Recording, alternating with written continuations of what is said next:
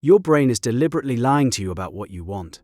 The gap between your long-term goals and your daily actions is a carefully engineered feature designed by evolution to keep you safe, comfortable, and stuck. By the end of this, you will have a precise tool to audit this system and expose the disconnect. You'll understand why your best intentions get systematically dismantled by your own mind. And chances are, the machinery of this self-sabotage is running at full capacity right now, quietly ensuring tomorrow looks exactly like yesterday. Every single thing you do is a vote. When you choose the salad over the fries, you cast a vote for "I am a healthy person." When you scroll for an hour instead of reading for 15 minutes, you cast a vote for "I am a person who prioritizes distraction." One vote is just a data point. It's noise. The problem is, these votes are tallied. Over time, a majority opinion forms. This majority opinion becomes your identity. Each action is a piece of evidence you submit to yourself about who you are. The more evidence you pile up for a particular identity, the more your brain believes it. This is how habits build a personality. They accumulate so slowly, vote by tiny vote, that you barely notice the election is happening. You just wake up one day and discover you've become the person who always puts things off, or the person who never finishes what they start. The identity feels solid. It feels like you. It was assembled, piece by piece, by the thousands of nearly invisible choices you made when you thought nobody was counting. But your brain was counting every single one. And this subtle, constant election is far more important than any goal you write down.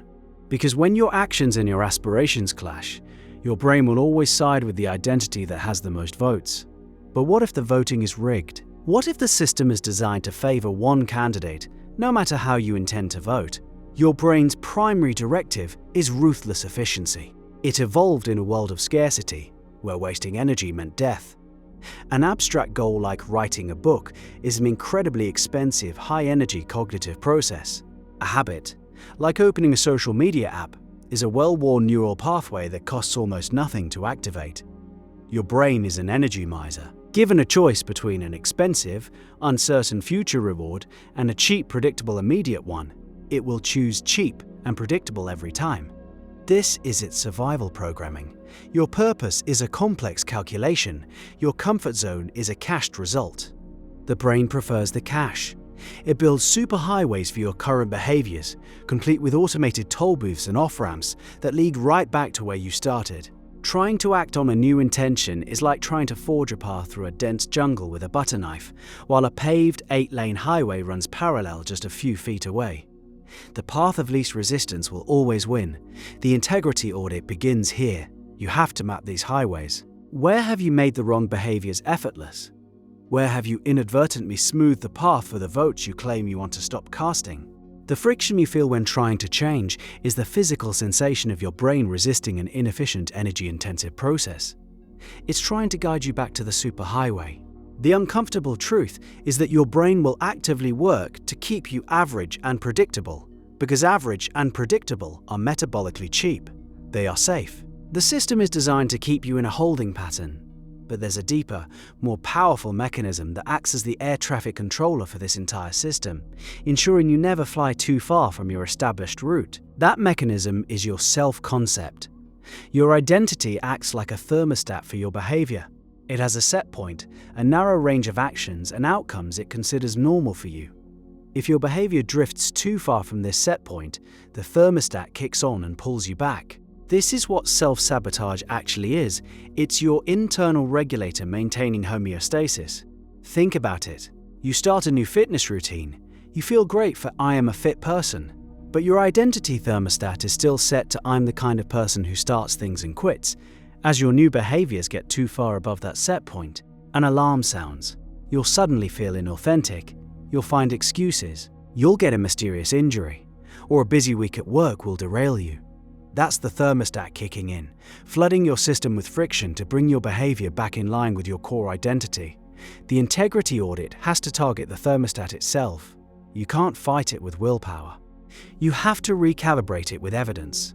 Start an evidence log. For the next 30 days, your only job is to collect one piece of undeniable proof each day that you are the person you want to become. One small vote. Went for a 10-minute walk. Log it. Wrote one paragraph. Log it. Made the difficult phone call? Log it. These are facts. They are objective data points. Affirmations are telling your brain a story it knows is false. An evidence log is presenting a legal case with irrefutable exhibits. You are building a new case file for a new identity. With enough evidence, the thermostat set point begins to shift. The new behaviors start to feel less like a performance and more like you. The friction lessens. You are slowly, deliberately raising the temperature of what you consider normal. But even the most compelling internal case can be thrown out of court if the world around you presents a stronger counterargument. Your environment is the final verdict. It's the physical and social architecture that either validates your new identity or ruthlessly rejects it. You can build the most compelling internal case for being a healthy eater, but if your kitchen is a landscape of processed snacks and your friend's idea of socializing is binge drinking, your environment will win. It provides constant, overwhelming evidence for your old identity. It makes casting the wrong votes effortless and casting the right ones a monumental struggle. You are fighting a headwind every single minute of the day. The next stage of the audit is to map your surroundings. Look at your physical space. Does your desk face a wall or a window? Is your phone on your nightstand or in another room? Is the television the centerpiece of your living room? Each of these is an architectural choice that dictates behavior. They are silent instructions from your past self to your future self. Then, map your social environment. Which people in your life only see you as your past self? Who reinforces the identity you're trying to move away from? Spending time with them is like stepping into a time machine. Your behavior regresses to match their expectations. This is where the audit gets uncomfortable. Critics of this idea will say they can't just move or get all new friends. And they're right. The leverage is in smaller, more surgical changes. Curate your digital environment first. Unfollow accounts that trigger envy or distraction. Fill your feed with inputs that support your desired identity. Then, redesign one room. Just one. Make your bedroom a sanctuary for sleep only.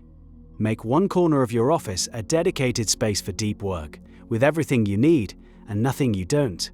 You are creating pockets of a new world, small jurisdictions where the new identity is the law of the land. You slowly expand from there. You are becoming a choice architect, designing a world where your desired actions are the path of least resistance. You make it easier to be better. The deep ache you feel when you think about your unfulfilled purpose is cognitive dissonance. It's the static created by the gap between your stated values and your demonstrated values. It's the friction between the person you say you want to be and the identity your actions are voting for every day. The integrity audit is the process of closing that gap. It's about aligning who you are with who you say you are. The relief comes from that alignment. It's a quiet integrity that hums beneath the surface of your life when your actions, your identity, and your environment are all telling the same story. This alignment is a continuous practice, a constant recalibration. The purpose was never to arrive at a final, perfected version of yourself. The purpose is the act of aligning itself, the constant conscious process of auditing your actions, interrogating your identity and architecting your environment. That is the work. That is the destination. The voting booth is open. It has been open this whole time.